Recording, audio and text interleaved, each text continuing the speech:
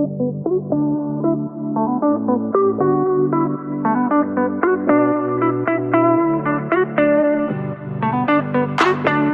welcome back, and if you're new here, welcome. My name is Sana, mrs.perfectly.imperfect.keto, where being perfect is overrated and being imperfect is appreciated.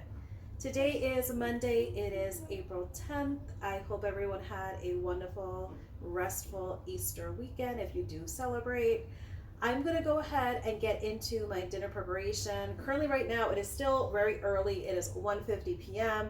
I've already gotten my 1 mile treadmill time in. So I figure let me go ahead and just get started on dinner early, and I could always heat it up once I get my hunger cue kicking in. So what I'm going to be making is I found a recipe, and I'm going to go ahead and link it in the description. That way I can give credit where credit is due for the recipe. But it was something that was labeled as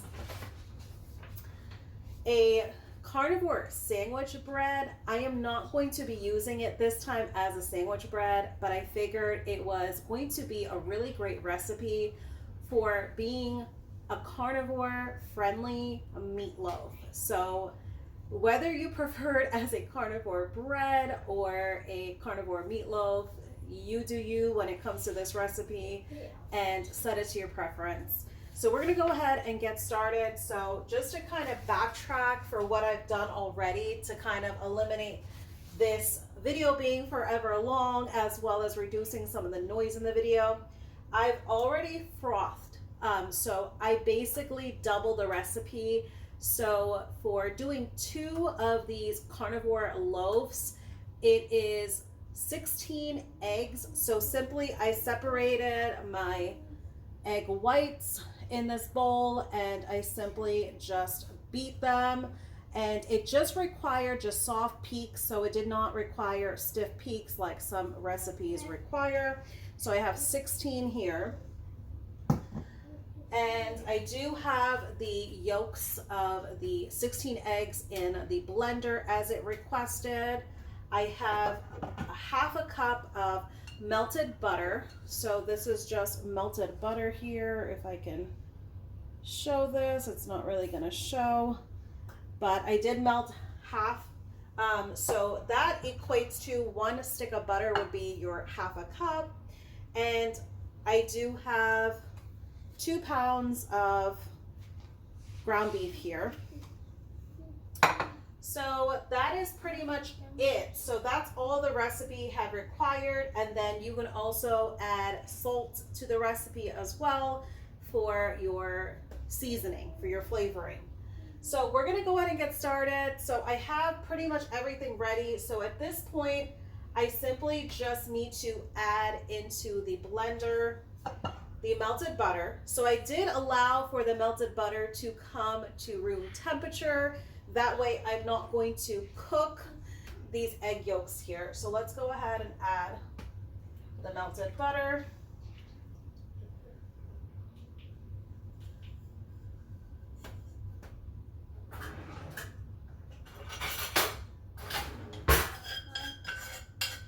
So when it came to this weekend's meals, I did stick pretty much to my 1 meal a day.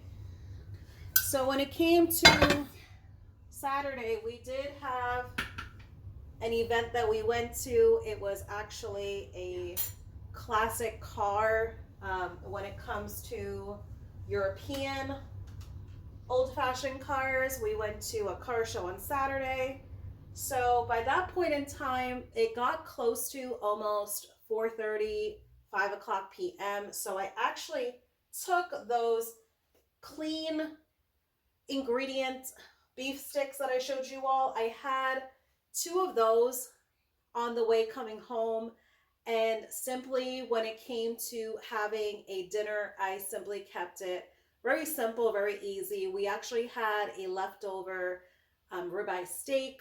I simply just cut it up and sauteed it with some red Argentinian shrimp in some butter, salted it, and I simply just ate it like that. And I also had some hard-boiled eggs that I do in my Ninja Foodie. That really filled me up when it came to Saturday. So technically, you can consider it a one meal a day because I still ate within a 2 hour eating window. It was not any larger length of time than that. So typically that would still be considered one meal a day, but if you want to consider it TWOMAD, that's okay as well. But then for Thanksgiving, we usually do for Thanksgiving and Christmas, we do a boneless leg of lamb. But for Easter, we kind of wanted to do something a little bit different. So we decided on doing racks of lamb. So it is what I showed you all in my mini shopping haul. I did purchase from Sam's Club. The way that they have it sold as a 2-pack of racks of lamb, that's what I ended up doing. Simply how I just do it is I just season it up with some salt. I have a 2-tier wire rack that I use in my Ninja Foodie. I pressure cooker it on high. I seal the pressure. I do it on pressure high for 10 minutes, and it allows the lamb to soften. So it softens it before I go in with some air frying, air crisping, and I simply just air fry, air crisp it until it comes to my optimal doneness. So for lamb, if you're wanting to have a lamb at what the preferred temperature is, it would be an internal temperature of 145 degrees Fahrenheit for having a medium rare. But as I mentioned before, my kids, they also eat the meats as well. So they do not like seeing the redness, the myoglobin. So I did cook it a little bit longer to get about 150 degree Fahrenheit to 155 degree Fahrenheit to give more so a medium to the touch of a medium well. So that's what I went in with for my one meal a day Easter dinner, along with just some scrambled eggs on the side. We did cut them into lamb chops. So I do have pictures of both meals that I'll be able to share and show you all. So let's go ahead and get finished with our dinner preparation for today. So I added the butter in here. So now we're going to go ahead and mix it. And the recipe just simply requires to go ahead and just in a blender mix this first. So I'm going to give this a slow mix.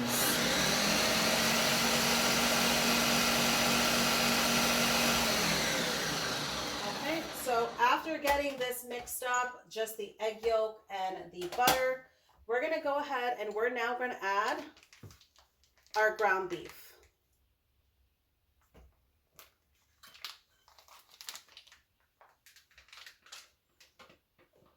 So this might seem a little bit unusual, but this is definitely just simply making a mixture for pretty much either a bread or a meatloaf.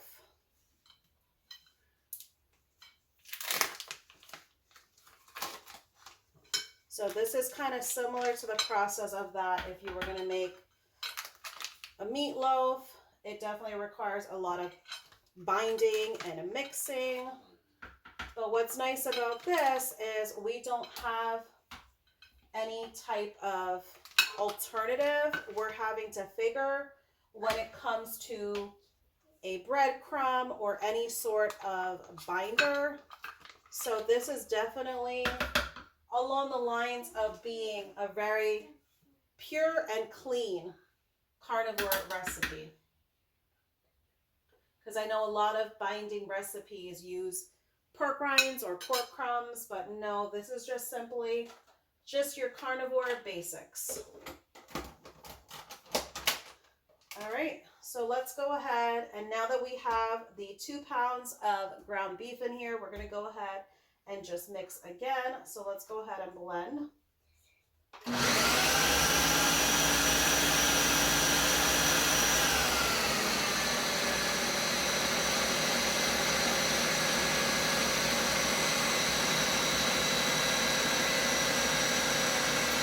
So it's just requiring for this to get to a smooth paste type of texture. All right, so let's go ahead and take a look. So it is almost there. It is not entirely smooth as of yet. I do see some of the ground beef still is in a little bit of chunks. So let's go ahead and start mixing again.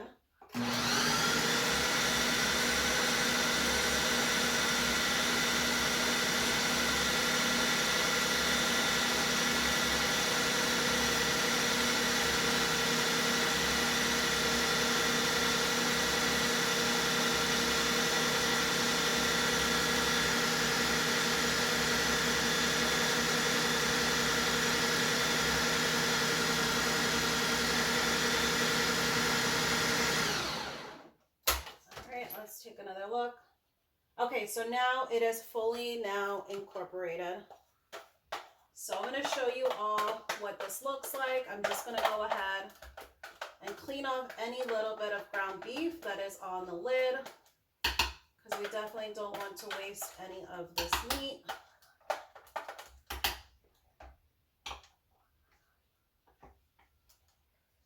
Okay.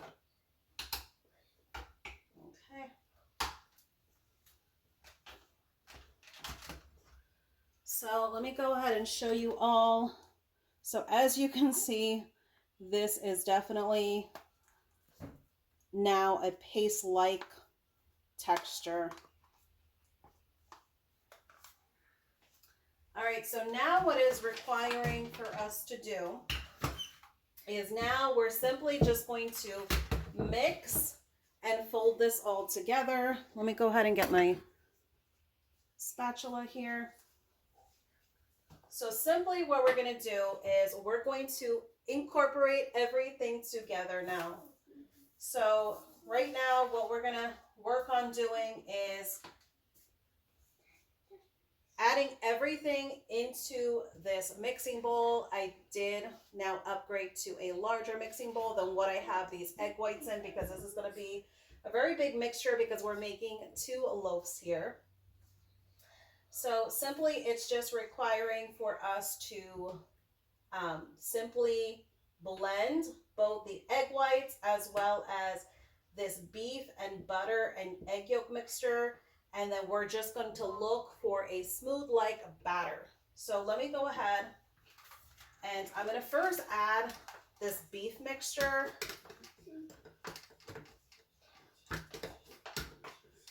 And another option, because I know some do not like using butter, and that's fine. You can definitely use other alternatives. So another alternative would be ghee.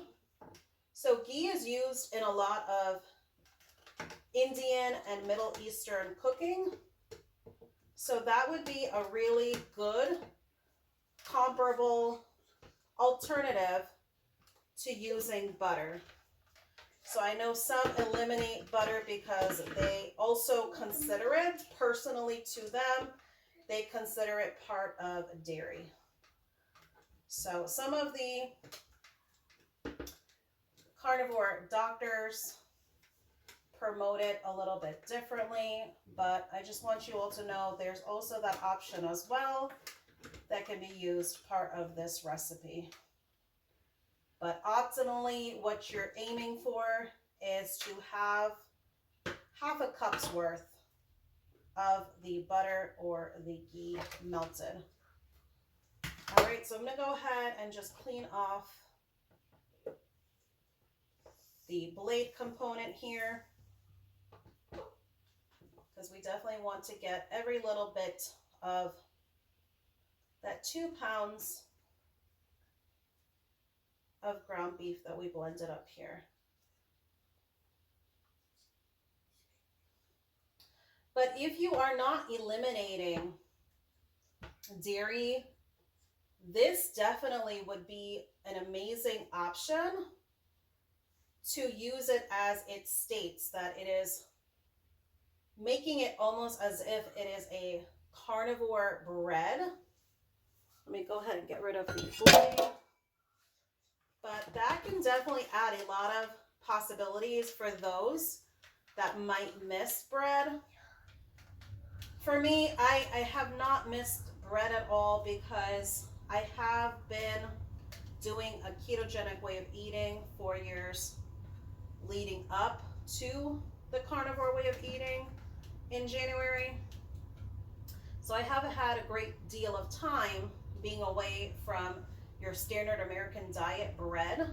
There were some keto breads that I definitely had made and dabbled into, but the times that I made them, it was far and few in between, because for me, I did not need the bread anymore. All right, let me go ahead and make sure that we have every little bit of the ground meat. Okay, that's good. Let me get rid of the mixer here. All right, so now that I have the ground meat mixture, I'm going to slowly incorporate the egg whites. So that's why I went ahead and put in the ground beef first, because I definitely want to fold in these egg whites and not break the egg whites. So it is asking to go in with a hand mixer. I want to incorporate a little bit, some of these egg whites first before going in with that hand mixer.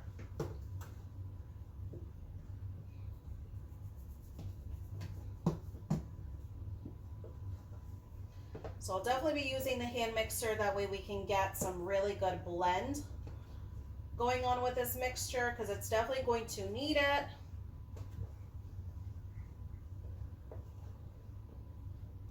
But I definitely want to help it out and be able to fold in these egg whites. And when it comes to the salt for seasoning, I'm going to add that in once we get to the mixing. You can definitely add it into the blender when you added the yolks and the butter and the ground meat. You can definitely add it in at that time. That is what the recipe states, but for me, I want to be able to eyeball it a little bit better and do it at this point in time. So I'm almost just about done getting majority of this folded in. All right, let me go ahead and clean off whatever little bit of ground meat is on the spatula there. Okay, so we do have the mixture pretty much. Let me show you all. I do have it all folded in. So now I'm going to go ahead and blend. So what it's simply just asking for is it has to just become a smooth batter.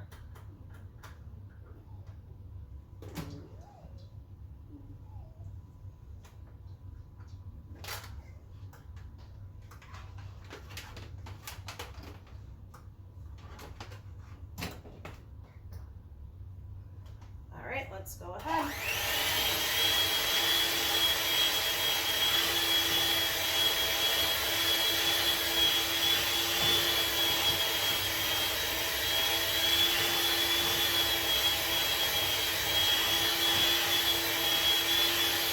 Then you're gonna need a salt.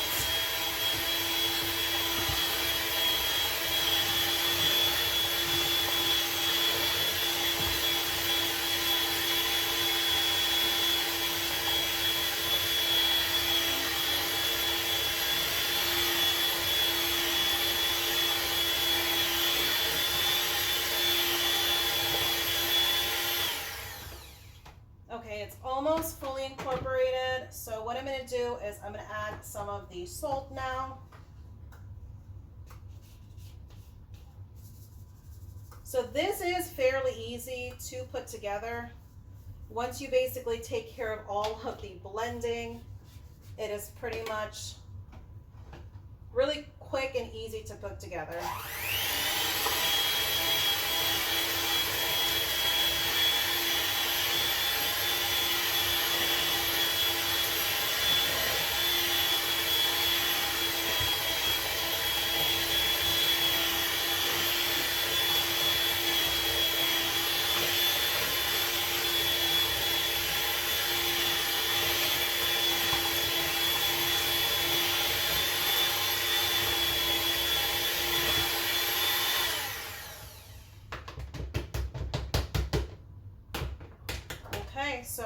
is it. So it is a very smooth texture when it comes to the ground beef, the eggs, the butter, the salt. So everything is fully incorporated. So I'm going to go ahead and get my loaf pans.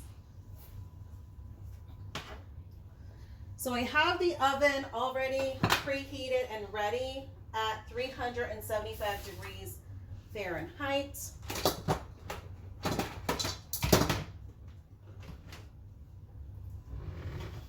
All right, so I have just 2 loaf pans here. They are silicone loaf pans, so I do not require to grease them at all. Definitely, if you have any metal bread loaf pans, you may want to either line it with some parchment paper or use some sort of greasing, whether it be bacon grease, whether it be some butter. Definitely try to accomplish some greasing. Even you can use lard. So any sort of greasing option you have when it comes to the metal. So I'm just going to eyeball this to kind of half the mixture in both of these loaf pans here.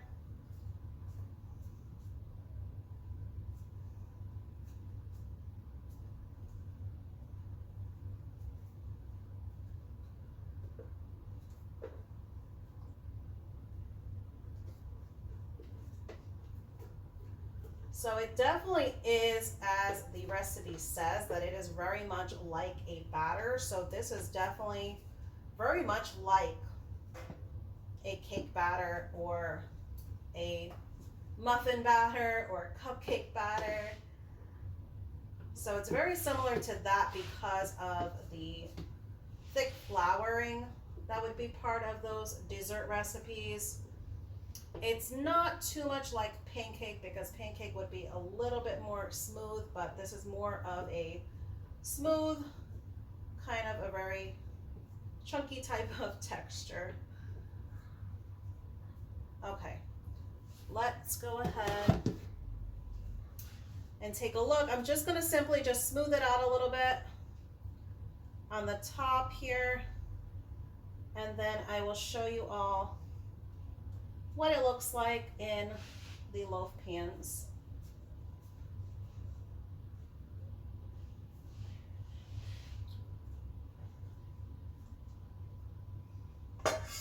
Okay.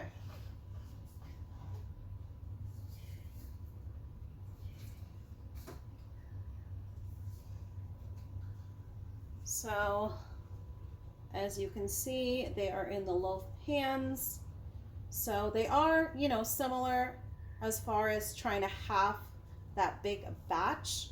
So this is simply going to go in that preheated oven that I have set for 375 degrees Fahrenheit.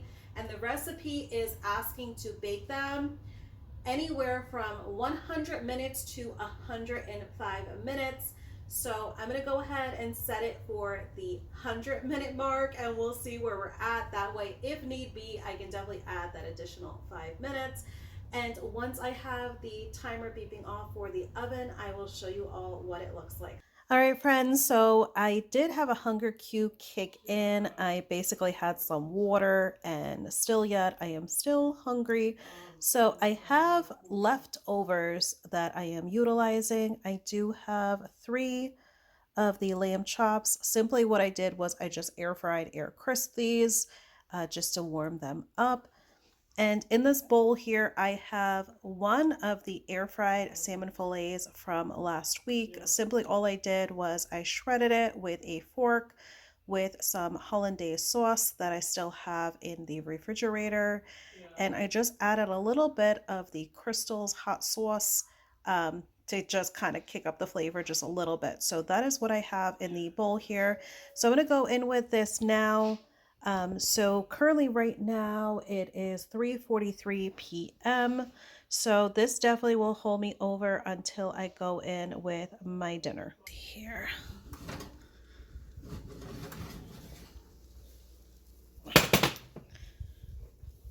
Okay, so let's take a look at what.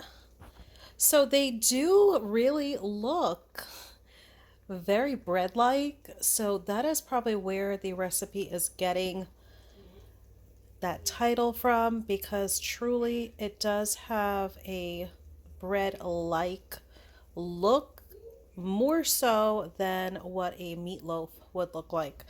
I'm gonna go ahead. This is very, very extremely hot. As you can see, it's sizzling there with the juices.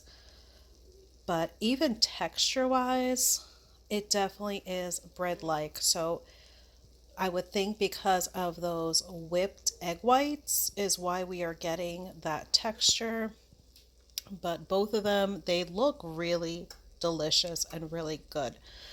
So because I just had that little bit of food, I did have the 3 lamb chops. I devoured them. I ate, I want to say, about a quarter amount of the salmon. Those lamb chops pretty much filled me up for the hunger that I really had that was kicking in. I really did not need anything more than that. So I would definitely be digging into this when I get my hunger cue kicking in. That way I can get the appropriate amount of protein as well as fat that I should be getting in for today.